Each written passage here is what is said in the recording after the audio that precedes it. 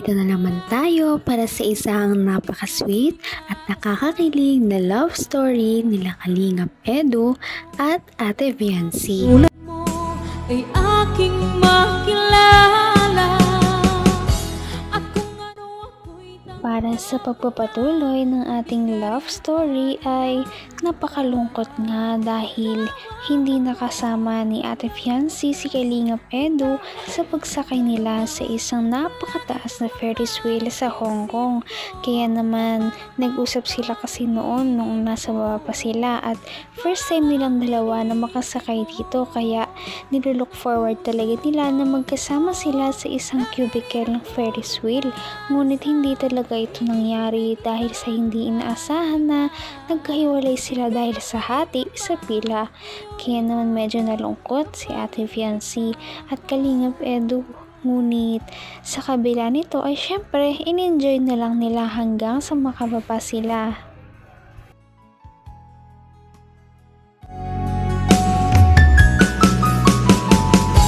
Ang nais ko lang grabe, nakakatakot. Tidak na umiyak eh. Tidak umiyak. Oo, umiyak. si ate mo.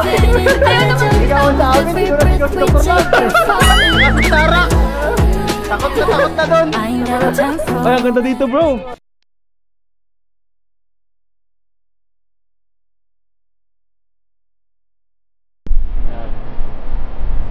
Ano ba yan?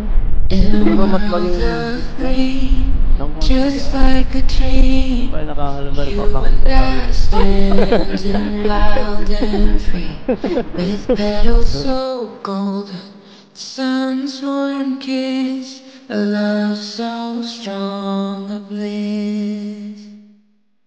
Whispers of the breeze, secrets unfold, all I need is you and I. When the world gets cold, it's you and me. So free and peace. Hold on to life, the strength that you show. Stronger each year. Look how we hold on through the toughest of times. We still stand strong. Through pavement we will grow.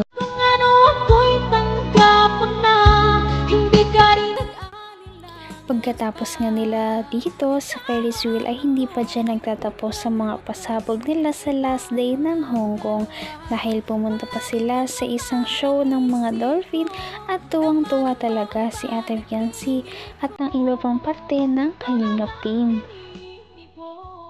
We will grow, forever we will grow.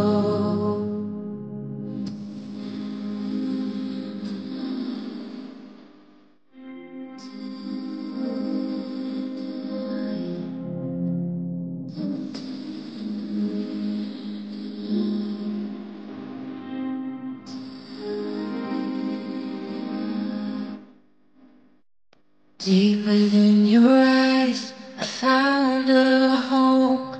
The love that we share can never grow. In your gaze, the world looks bright, forever by your side.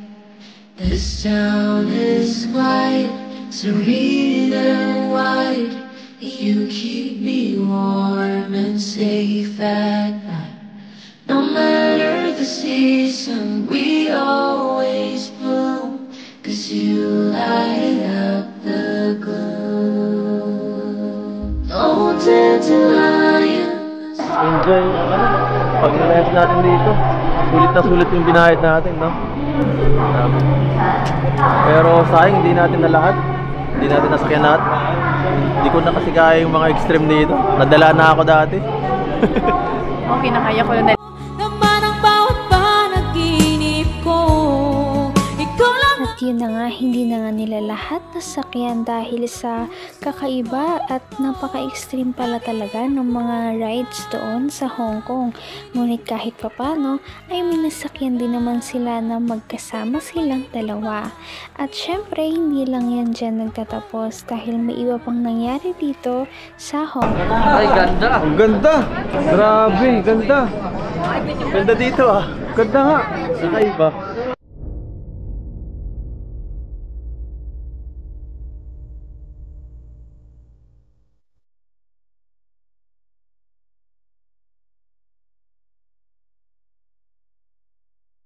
So ayun guys, punta po kami sa loob ng aquarium. Hey! Wow! Ay, si Rabay oh. Wow.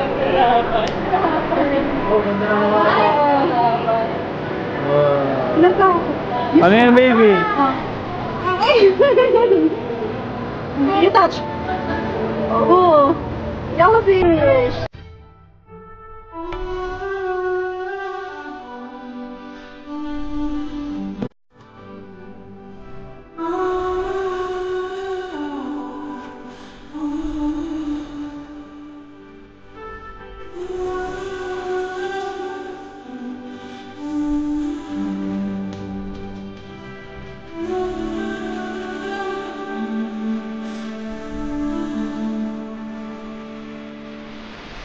At this moment, no one can tell where we should go or what's coming.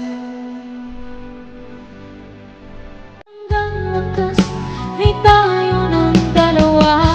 Palagi kang naman ang isip ko. Pagkatapos nila sa ibang rides ay nagpunta naman sila para mag-chill lang sa isang parang napakalaking underground na aquarium na parang ocean park dito sa Pilipinas. Kaya naman nakita nila ang iba't ibang uri ng mga isda at nag-enjoy naman talaga silang dalawa dito dahil napakaganda nito. Oh, what's coming?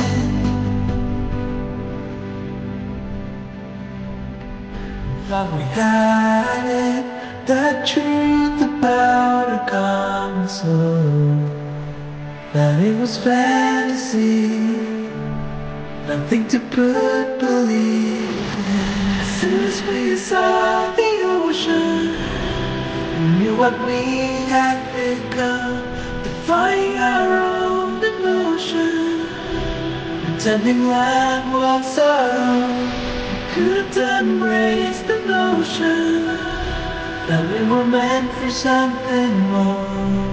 Something beautiful, something beautiful.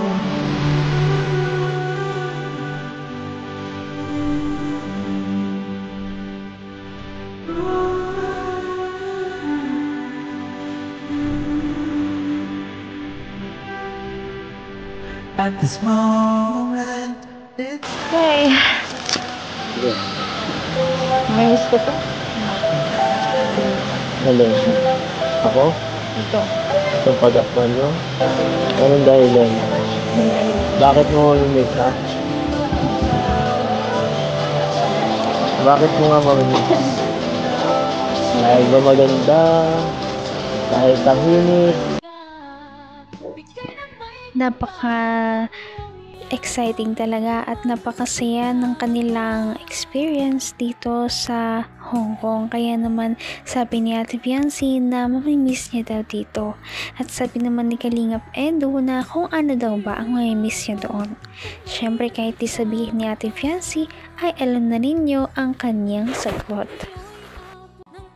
Napaka-sweet talaga nila at napakabait ng tambalang ito kaya maraming sumusuporta.